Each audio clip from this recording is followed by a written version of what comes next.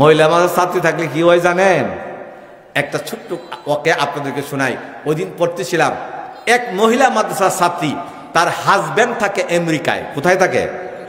Husband বুঝেন তো? হ্যাঁ, ইংলিশ কেমন লাগে মাঝে মাঝে, না হলে মনে করে মৌলবীরা কিছু বুঝে না, ইচ্ছা করে হাজব্যান্ড, কথা বুঝেন না? আর উনি হইল ওয়াইফ। মহিলা মাদ্রাসার ছাত্রী, হাতে মোজা পরা, পায়ে মোজা পরা, এরপরে নেকআপ দিয়া মুখ ঢাকা, আমেরিকা এয়ারপোর্ট গিয়া নামছে। নামার পরে ওনার পাসপোর্ট চেক হবে। কি হবে?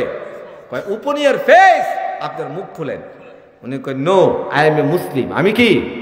আমার চেহারা দেখা আপনার জন্য ইসলামীটাকে বৈধ করে নাই। তাহলে কি করতে হবে? আমার চেহারা যদি আপনাকে চেক করতে হয়, একজন লেডি পুলিশ আনতে হইব। লেডি বুঝেন তো? বেডি পুলিশ আনতে হইব। একজন খ্রিস্টান বেডি পুলিশ, মহিলা পুলিশ পাশে লাঞ্চ করতেছিল। কি করতেছিল? নাস্তা করতেছিল দুপুরের সময়। ডাক দিচ্ছে, কাম হিয়ার, এদিকে আসো।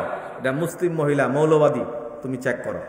মহিলা কয়, গেটের মধ্যে বলছে ওপেন ইউ, হ্যাঁ খুলে। কয় না, এখানে খোলা যাবে না, এখানে যদি খুলে তাহলে অন্য পুরুষরা দেখে ফেলবে। কি ফেলবে? হ্যাঁ, আমাকে চেক করতে হলে একটা নির্জন কামরায় নিতে হবে। আপনারা বলেন, এই যে মহিলা দুইটা যুক্তি দেখাইলো, এটা কি যৌক্তিক না অযৌক্তিক? জোরে কন, লিগেল না আনলিগেল? কথা কি যুক্তিসঙ্গত?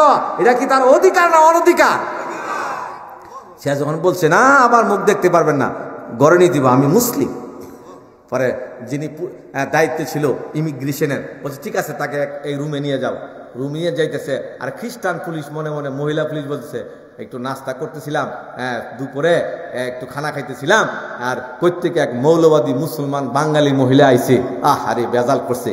এবার রুমের ভিতরে নিয়ে পাসপোর্ট হাতে নিয়ে কয়, এবার খোলো। এবার খুলছে। আমার মহিলা মাদ্রাসার ছাত্রী যখন মুখ খুলছে, দেখে যে পূর্ণিমার চাঁদের মতো সুন্দর চেহারা। জোরে কোন সুবহান। ভাইয়েরা আমার, এবার ওই খ্রিস্টান মহিলা ডাক দিয়া কয়, এ মা, এই মুসলমান মহিলা, তোমরা মুসলিম জাতি এত বোকা, এত বোকা, এত বোকা। কয় কিসের বোকা? এত সুন্দর একটা চেহারা, এত সুন্দর একটা ফেস, তুমি একটা কালা কাপড় দিয়া ডেকে রাখছ, হাতে মোজা পরছ, পায়ে মোজা পরছ। তুমি যদি এই সুন্দর চেহারা নিয়া আমার দেশে কোনো হোটেলে থেকে যাও, তাইলে এই চেহারা দিয়া তুমি লক্ষ লক্ষ ডলার কামাই করতে পারবা। তোমাদের মতো মুসলমান বোকার জাতি নাই। আমার ভাইয়েরা, এবার ওই মহিলা মাদ্রাসার ছাত্রী ডাক দিয়া কয়, ডোন্ট টক, সাবধান, কথাবার্তা সাবধানে বলবেন। আই এম এ মুসলিম, আমি একজন মুসলমান। আমার একটা ব্যক্তি সত্তা আছে, আমার একটা ধর্ম আছে, আমার একটা বিধান আছে। আমার মুসলমান বিধানের ধর্ম হলো, আমার এই চেহারা আমার স্বামী ছাড়া, আমার হাজবেন্ড ছাড়া অন্য কেউ টাচ করতে পারবে না। এটা শরীয়তে সম্পূর্ণ নিষেধ। আল্লাহু আকবার কর। আপনারা কি বলেন? স্বামী ছাড়া আপনার ওয়াইফের শরীরে অন্য কেউ টাচ করা শরীয়তে জায়েজ? কিন্তু আমেরিকা গিয়া দেখেন, আরে সময় নাই, বলতে পারলাম না। আমেরিকার ছেলেরা বাপের পরিচয় দিতে পারে না। বাপের পরিচয়, হ্যাঁ, একটা মনে করেন আমেরিকা আপনার ছেলে থাকে, আপনি আমেরিকা গিয়া নামছেন, সকালবেলা মর্নিং ওয়ার্ক করতেছেন, একটা ছেলে যাচ্ছে স্কুলে, স্টপ ইউর লেগ। ছেলেটা দাঁড়াইছে, তার কান্দে বই, জিজ্ঞাসা করে what is your name? Say my name is bullet. My name is, যদি করেন what is your father name? তোমার বাপের নাম কি? হ্যাঁ, আপনার ইংলিশে উত্তর দিব উল্টা, হোয়াট ফাদার? বাপ আবার কি? বাপ আবার কি? What is your mother name? মাদারের নাম বলতে পারে, কিন্তু ফাদারের নাম বলতে।